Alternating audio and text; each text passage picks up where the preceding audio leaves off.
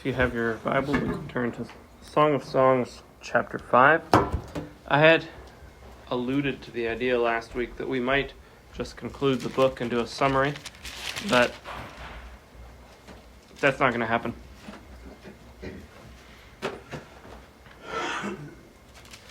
The first verse of chapter 5 very well may go better in chapter 4. It's clearly building off of the final verse of chapter 4, where you have first the woman talking in verse 16. She says, "Awake, O north wind, and come, O south wind, blow upon my garden, let its spices flow. Let my beloved come to his garden, and eat its choicest fruits." Or it might be the man speaking at the beginning of the verse. It's not always immediately obvious. And then you have him speaking again. You can tell because he addresses the bride in the first verse of chapter 5. "I came to my garden, my sister, my bride. I gathered my myrrh with my spice. I ate my honeycomb with my honey. I drank my wine with my milk. And then you have all of the others addressing now in the plural, speaking to both the bride and the bridegroom. "Eat, friends, drink, and be drunk with love." So I'm going to divide the chapter into 3 sections and work on them separately. The first section is the first verse, which stands alone and isn't directly connected to the rest of the chapter, because in verse 2 we get a scene where the bride wakes up, just like we read in chapter 3, is looking for her beloved, but it goes quite differently, and she's beaten and bruised by the guards of the city. And then you have the chapter end on a praise of the bridegroom in response to the daughters of Jerusalem. Morning. You're just in time where I have said nothing of substance yet. Okay, that's great. So, despite it being a full chapter, we will possibly spend most of our time on the first verse, because there's a few motifs I want to delve into that affect how we read the entire book. One would be the garden motif. He says, "I came to my garden." A lot of love songs in cultures at that time and cultures today have gardens in them. It seems to be pretty universal that when you write a song about a girl, there's flowers in it. Not every song, but every culture would find that normal. Except for feminists. But there are some who would say, well, because they use the same imagery, therefore, since those other songs are just about men and women and not about God, therefore this song's not about God. I'm going to challenge that by suggesting for Solomon, who would be an expert in the law. You remember in Deuteronomy 18, it says that when there's a king, he has to write out a copy of the law for himself, and it will be with him all the days of his life, and he'll read it all the days of his life so that his heart would not be lifted up above his brothers. Solomon is well respected as the wisest king in Israel's history. He's an expert in the Torah. And the garden image is not just because there are gardens, but for him it's going to be linked to the garden motif that runs through the Torah. So where does that start? Well, let's start actually, before we even look at the scripture, what's a garden? What plants would be in a garden? Flowers? Vegetables? Fruits. Would you say fruit? Would that include trees? Are orchards gardens? Yeah. See, I find it strange. When I think garden, I think of a little box in my backyard. In England, when they say garden, they mean the whole yard. Yeah. Everyone has a garden. It's the yard. Doesn't matter if there's a single flower in it or a tree. That's your garden. I think that's a little closer. In Ezekiel 28 and 31, we read about the garden of the Lord and how the king of Tyre was like a cherub in the garden, and how this kingdom was like the garden. And even the trees in the garden of the Lord couldn't compare to the trees in this other place. And so one of the things linked to being a great garden is having very tall trees. Like, when I see a pine forest, I don't think, that's a garden, that's a real nice garden. But in the Bible, yes, you say fruits, vegetables, flowers. I think the idea of a garden is that it is cultivated. It's not wild. So when you read in Genesis, God makes the whole world and he plants a garden. That's different than him saying, let it sprout. He actually plants the garden, and it's made with his hands in a special way. And it's interesting that the high point of the creation is not wilderness. I bring this up because I think our culture has this idea that, I don't just think, I see it everywhere. Mankind is a blight on the planet. I listened to somebody explain climate change once, and I don't mean to get political in Song of Songs, but this was a scientist on YouTube that I generally really like, because he'll explain science in a way that I can understand it as a non-scientist, and he generally does his research really well. Well, he was dealing with objections to climate change, and one of the objections is that humans make only a tiny contribution to the worldwide carbon emissions.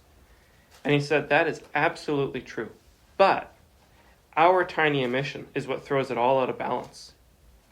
It's like, that is a metaphysical claim about the nature of man.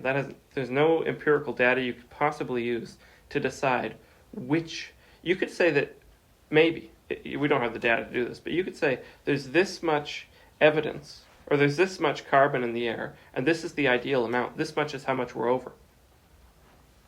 But even if that amount lined up perfectly with the amount we make, it would still be a arbitrary decision to decide we're the one that needs to go. Because you could also just get rid of that many cows. You know what I mean? Or other animals, or yeah. So we have this idea that we're a blight on the planet. The world would be better without us. The natural is the best. The city is the worst. Actually, in the Bible, the garden is the high point. And the garden is what's cultivated. And God places the man to work and to keep the garden. And it's part of his dominion over the earth, to fill the earth and subdue it. You're sort of turning it all into a garden. When man is destroyed, throughout all the prophets, the land becomes desolate. In Jeremiah, the words used in Hebrew are tohu vavohu, which goes to Genesis 1. The earth was formless and void. And it'll become that way again when man is destroyed. Where man is doing well, they cultivate gardens, and where they're doing poorly, the thorns take over and the jackals take over, and it isn't considered a beautiful thing. Oh my, it's nature with the ostriches and the jackals and the hyenas eating the corpses. No, that's not considered beautiful. It's considered a tragedy. Everything, the whole world does better when man is taking care of it. A bit beside my point, but the garden is man looking after nature, and it is ruined by the fall. And then what you have is, throughout the Bible, salvation is going back to the garden, right? The biggest picture of this, or the most obvious anyway, is the tabernacle, which is a picture of the garden, because you have, when Adam and Eve are cast out, they're cast out in which direction? Do they go north, south, west, east? Out of the garden. Out of the garden, which way? To east. East. And then he places the cherubim. When Cain is cast out of Eden, which way does he go? West. Also east. Oh. Actually, Adam and Eve are not kicked out of Eden, right? They're kicked out of the Garden of Eden. Eden is a bigger area that has a garden in it. Much like the tabernacle is an area that has a tabernacle in it, and then there's the outer court. The entrance in both cases is in the east. So Adam and Eve are kicked out of the Holy of Holies. And Cain is kicked out of the tabernacle, away from the face of God, he says. And the tabernacle is built with pomegranates, which are mentioned in Eden. It's built with all kinds of precious gold and silver, which is mentioned in Eden. The idea in the tabernacle is that the closer you go to the center, the richer and more ornate everything is. So at the outskirts you have the pillars are wood, and they have silver caps. But in the inner parts, the pillars are plated entirely in gold. And this is only amplified once you get to the temple later. But all of it is pointing to the garden, because you have cherubim in both. And in the middle is where you have all the fruit. But Adam and Eve can't go in. So, another thing that's ruined, the second motif I want to discuss, is marriage. And marriage also begins in the garden, and is ruined by the garden, or by the fall. Not completely, thankfully, but it is marred. In the garden, they are naked and unashamed. Now, there's a sense that within marriage, you can be naked and unashamed in a way that you shouldn't be anywhere else. I would recommend that none of you walk about the streets naked, ever. However, you can walk about your bedroom naked, even if your spouse is there. And no one will yell at you. And if you're ashamed, you can stop being ashamed. You're married. So there's a sense marriage is going back to the garden in a way, but marriage is also marred by the garden. Now, salvation is linked both to marriage and to the garden. There are two massive motifs that run through the Bible, that when God brings salvation to Israel, he's bringing them back into the garden, because the promised land is a land explicitly said to be like the garden of the Lord in Genesis 13. It's a land that is well watered, which is, again, that's what Eden means. It's a land flowing with milk and honey. And the tabernacle pictures it too, in that if you don't obey God, you will be kicked out of the land, just like Adam was kicked out. And if you don't obey God, your land will bear thorns and thistles, just like happened to Adam. And it's also, God has brought them out of Egypt to make them a people for himself, and it's a wedding motif. Sinai is the marriage covenant. And so just like in Genesis 24, Abraham sends a servant to go and get a bride for Isaac, and he comes and he brings jewelry and says, "Are you willing to go?" And they kind of try to stop her, but it doesn't work out, and she's willing to go. So God sends a servant to Egypt to get a bride, and they plunder the Egyptians, and they're given many jewels and gold, just like Rebecca was, and all of it is meant to adorn them for their wedding day. They use all that gold to make a calf god, but not a great idea. Don't build yourself a man out of gold on your wedding night. Question? I just have a maybe silly question Mm-hmm. about how Adam and Eve were kicked out of the garden and they went to the east and the other went to the east. Is there any correlation to Star of the East? Yes. It's a kind of simple and conceptual one. East is linked to going away from God, because in Israel, once you can't really go too far west, you run into the sea. But the tabernacle is set up, and then later the temple is set up, so that when you're going west, you're going into the temple. It's also going up, because obviously if you're on the other side of the temple, you don't go west to get to it. You'd have to go east. But you're going up to God. The Psalms of Ascent are going up. But if you go far east, you're getting really far away from God. And the wise men, in Greek the word for wise men is magoi, which means magic. It's the same word wise men you would expect in Exodus, when Pharaoh brings his wise men and his magicians and his sorcerers, and they do the same signs. These are not wise men that you would actually want to look up to. These are wise men in the sense of the wise men of the nations that are practiced in all kinds of secret arts that are forbidden to Israel. And so they're from far, far away. And so the fact that God is bringing them with a star, it reminds you of Balaam, who saw a star. And Balaam was a sorcerer, like these wise men. And Balaam was just awful and wicked. But the fact that God's bringing them from far away is twofold. One, it shows he's displeased with his people. But two, it shows his intention to bring his salvation to the very ends of the earth and bring them all in. So Jesus says, many will come from east and west and sit at the table with Abraham. And that's it. That's a garden image, actually, because there's one place that is special. and people come to it from afar. Like the nations will flow to Jerusalem, and Jerusalem's the garden. Many will come from east and west. So, yes, Okay. but not in a obvious or highly technical way. Right. Make sense? Yes, it does. So, salvation is linked to marriage. Salvation is linked to the garden. The garden is linked to the tabernacle, which is linked to which city? Jerusalem. Now, in the Song of Songs, you have all of these things together. You have marriage, you have a garden, you have Jerusalem. All throughout there in Jerusalem. If you look at chapter 1, she says in verse 4, "The king has brought me into his chambers." The king we know to be Solomon. That's made clear elsewhere in the book. And Solomon is the king. His chambers are going to be in Jerusalem. Verse 5, she addresses the daughter of Jerusalem. She feels out of place in Jerusalem. I am dark but lovely. Meaning, I seem out of place here. Like I'm a farm girl, been out in the sun all day, and now I'm in the big city. But don't stare at me because I'm dark. Because the king has brought me here. I belong because he's brought me. As you go throughout in chapter 3, she wakes up and he's at the wall. She goes through the city, in the streets and the squares. That's all happening in Jerusalem. And it's a celebration of Jerusalem too, because he'll compare her to Jerusalem.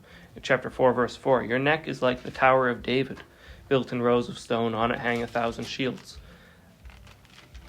Tower of David's Jerusalem.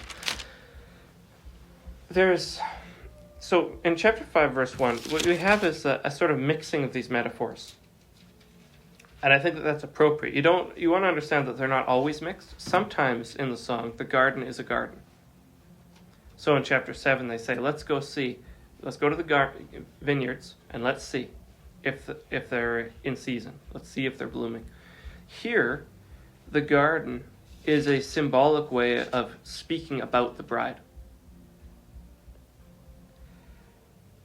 Now, if we didn't have the whole Old Testament, or if we didn't have the Torah, then I might be inclined to say this is just imagery that's all about celebrating man and woman and their relationship.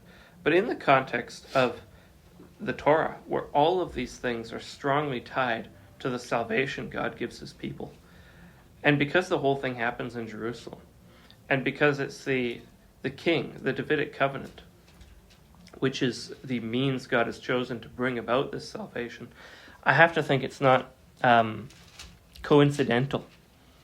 But verse 5, "I came to my garden, my sister, my bride. I gathered my myrrh with my spice. I ate my honeycomb with my honey." I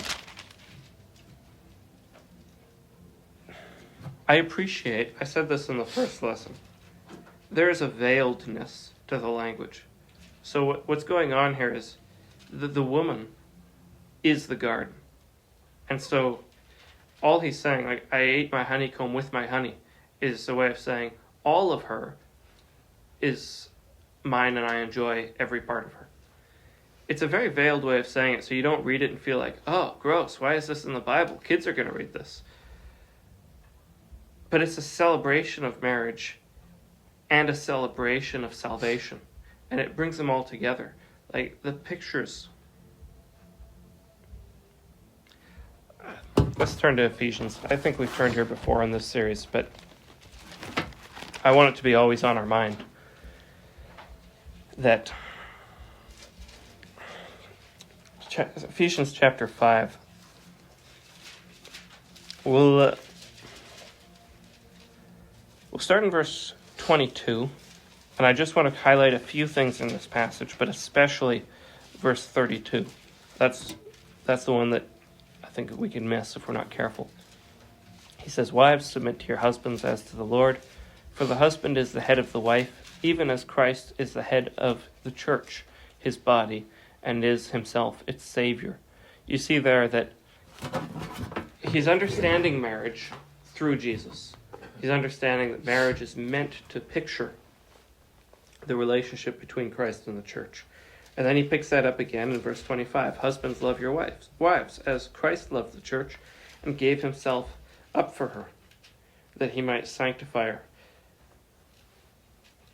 You might ask the question, is Paul using Jesus as a metaphor?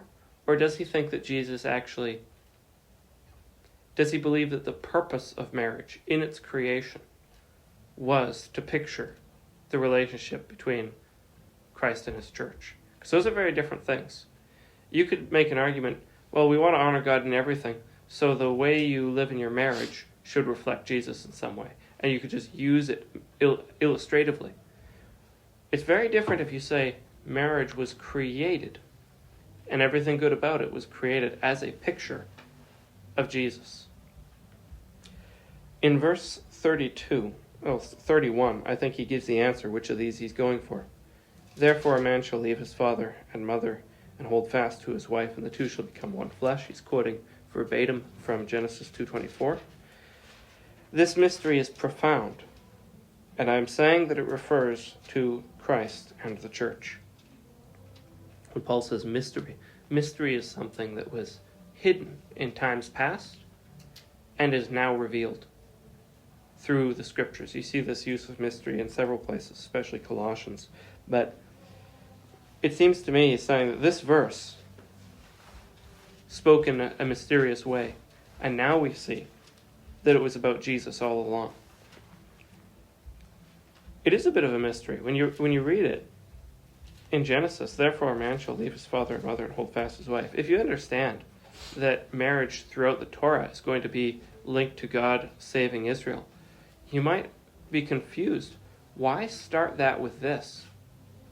Why have the marriage motif, which is the biggest motif in the Bible, begin with a man shall leave his father and mother and hold fast to his wife, when the prime example was not a man leaving his father, but Israel leaving Egypt? What are we talking about? God didn't leave no father and mother.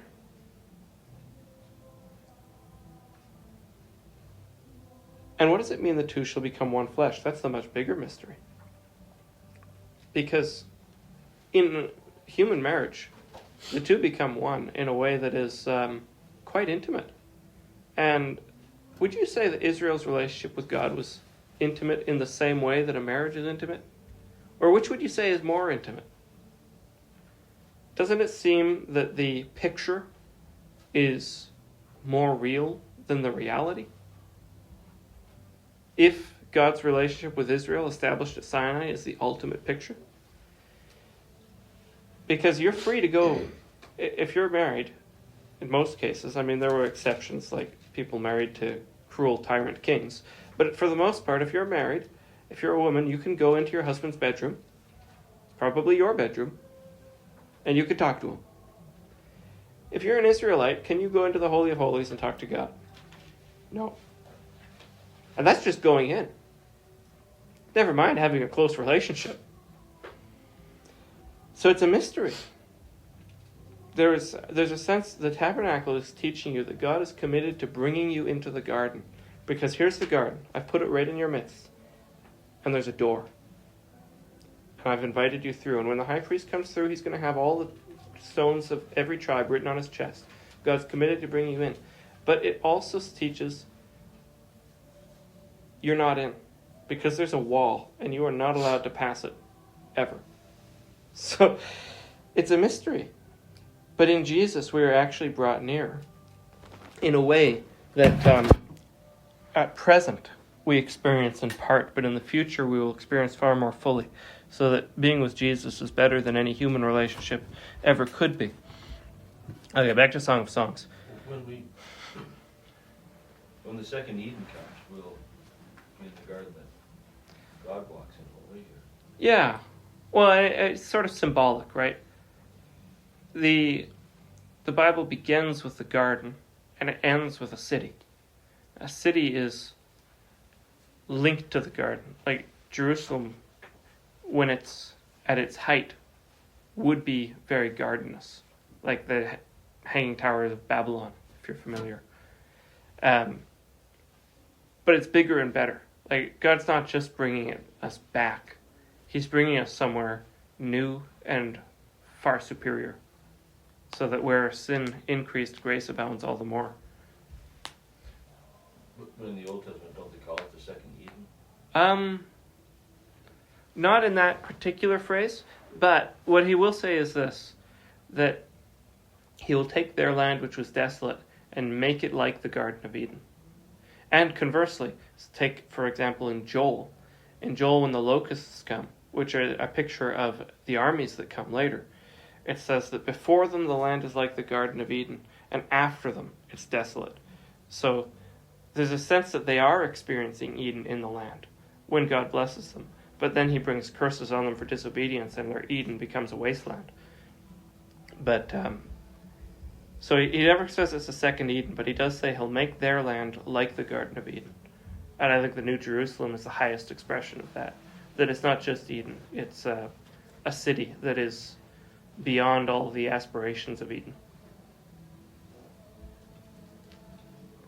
Not second Eden, but New Jerusalem would be the same idea. I like the wording. I'm going to steal that from you now. Second Eden. So, in Song of Songs, you get all these things mixed together. In some passages, the garden is the place that they enjoy one another. In some places, the woman is the garden. In some places, the woman is a part of the garden. She's a palm tree. And he says, I'll climb the palm tree.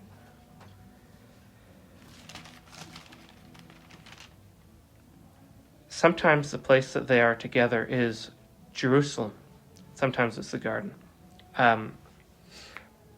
But it's never, we're going to meet outside of Jerusalem. It's like, let us run and be together in Jerusalem. Come, depart from Amarna, from the peak of Senir. These places are not Jerusalem. Come to where I am, to Jerusalem.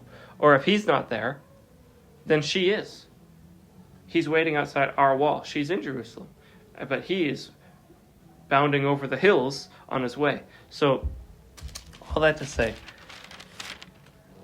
the images in Song of Songs are not random. Often the language is linked very closely to major motifs. And I'll give you just one obvious one. In the first chapter, your anointing oils are fragrant. That language is highly prominent in Leviticus. Where do you get fragrant anointing oils? All over the tabernacle. All over the priests. Everything's anointed. Just for fun, what's the Greek word for anointed? Anybody know? It's an easy one. You'll feel silly if I tell you. Help us out, Jen. Perfume. It's the Greek word for anointed.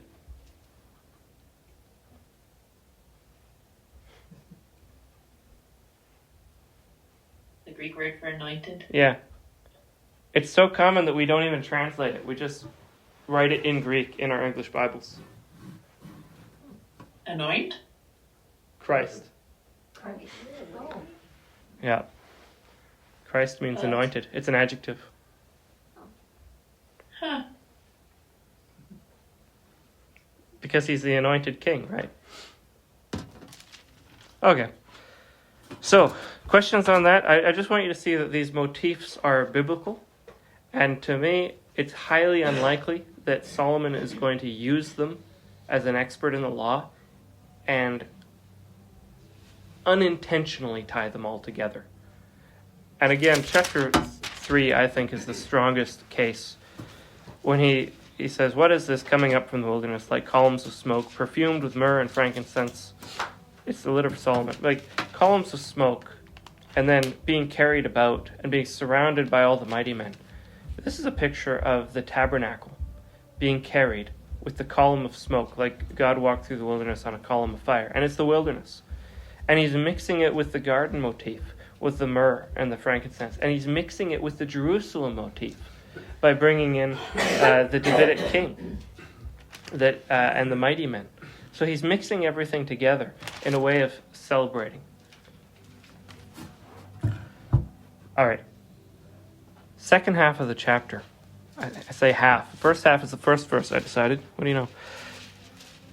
This is my favorite chapter in the book, and I'll tell you why.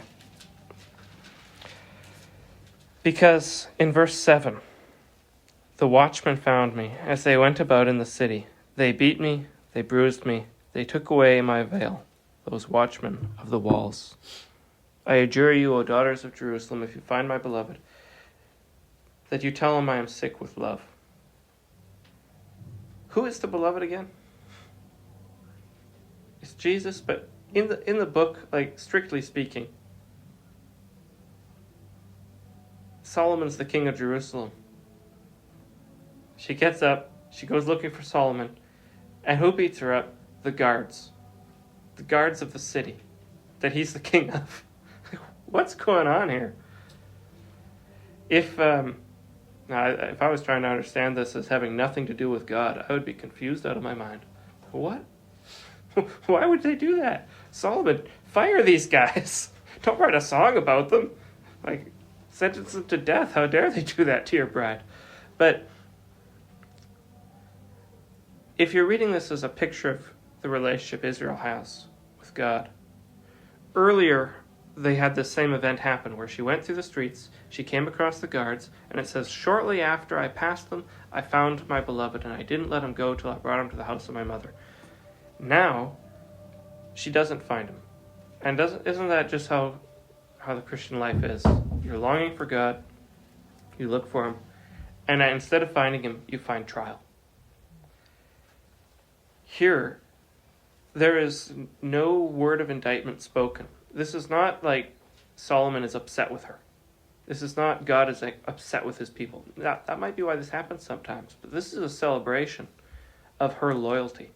Because for the rest of the chapter, they say, what's your beloved more than another beloved, O most beautiful of women? What is your beloved more than another beloved, that you adjure us so? And then she gives the rest of the chapter just praising him.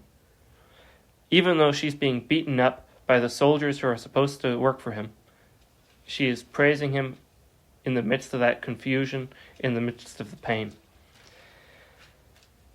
How often it is, I think, that it's the leadership of the church that oppress the people. This is nothing new. It's all over the prophets. It's God's indictment against the priests. It's indictment against the leadership, against the Sanhedrin, that these worthless shepherds do not care. Zechariah. They don't care to tend to the healthy. They don't care to heal the maimed. They don't care to feed the sheep at all. In fact, they take the sheep and they slaughter them. And they take even their hoofs for their own benefit. They desert the flock in times of trouble.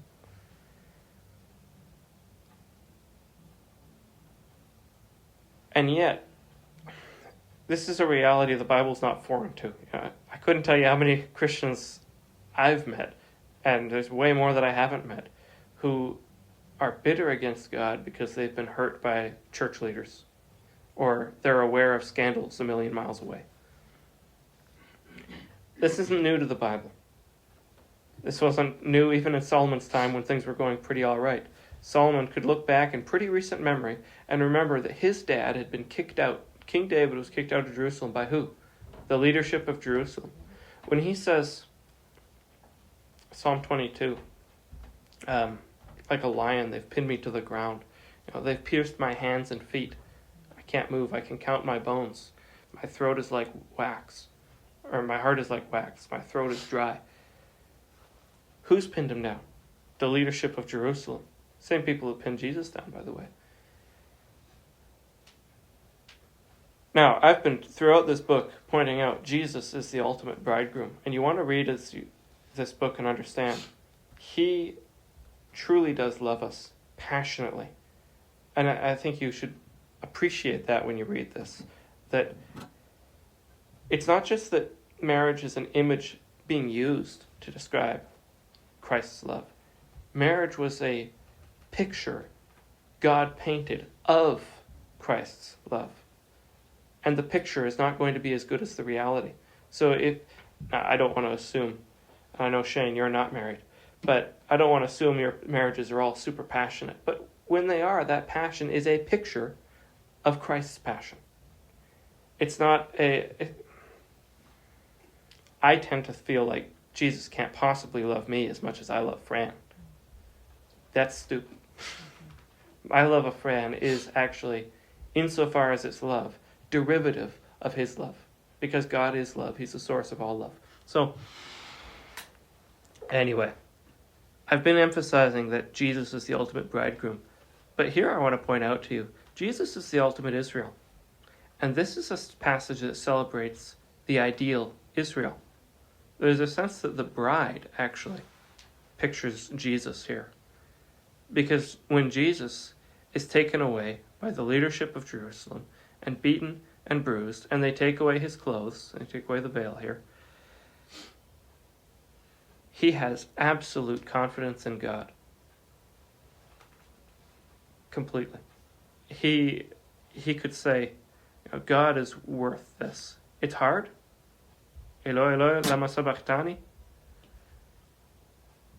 But it's not, or it is worth it. For the joy set before him, he endured. And that's what's going on here. For the joy set before, she is enduring these hardships because she knows the bridegroom is worth it.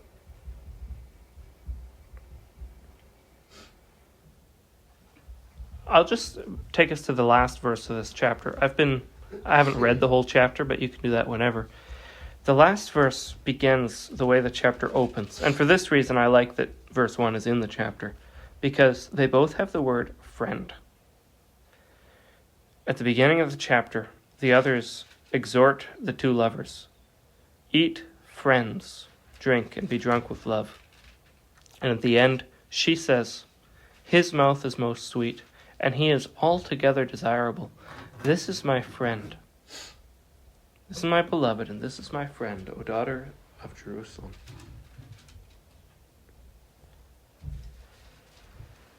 There's a unfortunate movement among some young conservative Christians these days to overreact to feminism and the downplaying of masculinity in society.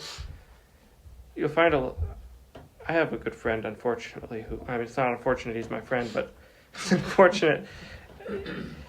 He's reacted to this idea that men should not have any authority in the home by saying, no, I should have all the authority in the home. That's my role as a husband. And then it becomes like the woman doesn't have authority. Like the man is the authority and she's the submitter. It's like, whew, slow down. That's not very biblical now. The command to subdue the earth is plural. I just want to point out, this word friend is not to be taken lightly. Jesus says, I have called you my friends because I've told you what I'm doing. Before you were my servants, now you're my friends. Friends it's on another level from just servanthood. Abraham is called the friend of God in the Old Testament. That's a very rare title. But if you're in the church, if you're reconciled to Jesus, the end goal, when we're in heaven, it's not,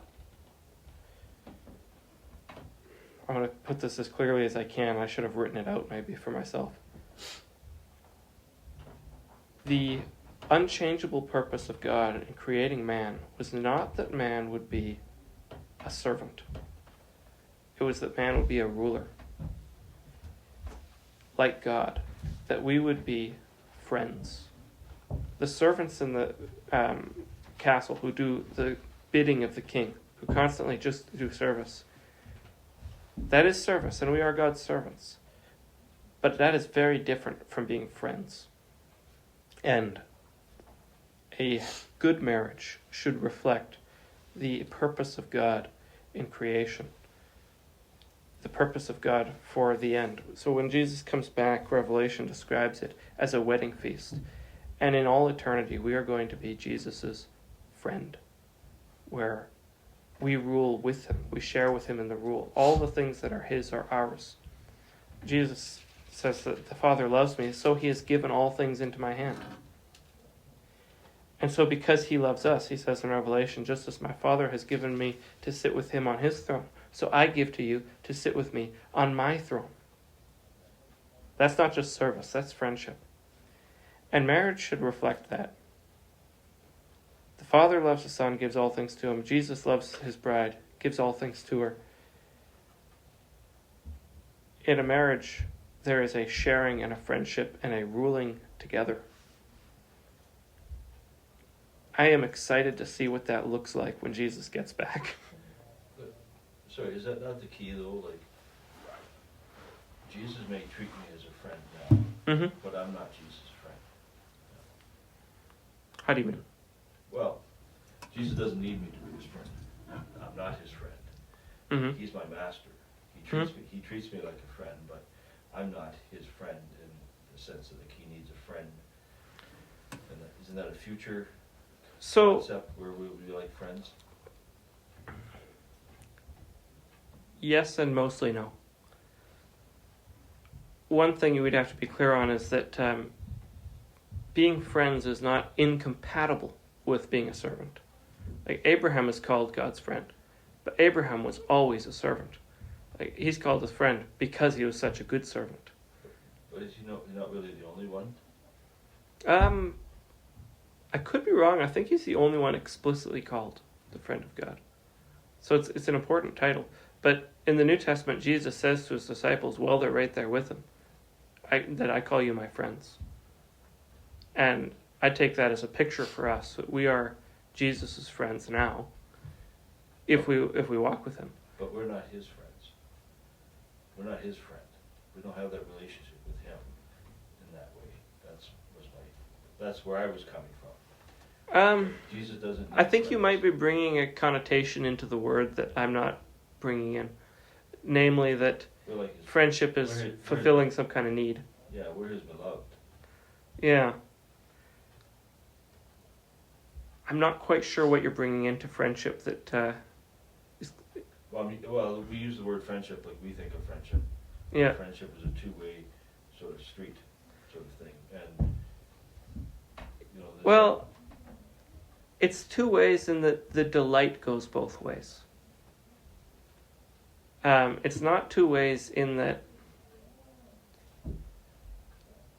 Well, in the case of this, of marriage, this is not politically correct these days, but there is a sense, especially in the ancient world, that the giving goes one way. Like, Jesus gives all things to us. We don't give him to sit on our throne. He gives us to sit on his throne. And that's how it's going to be forever. That's an eternal distinction.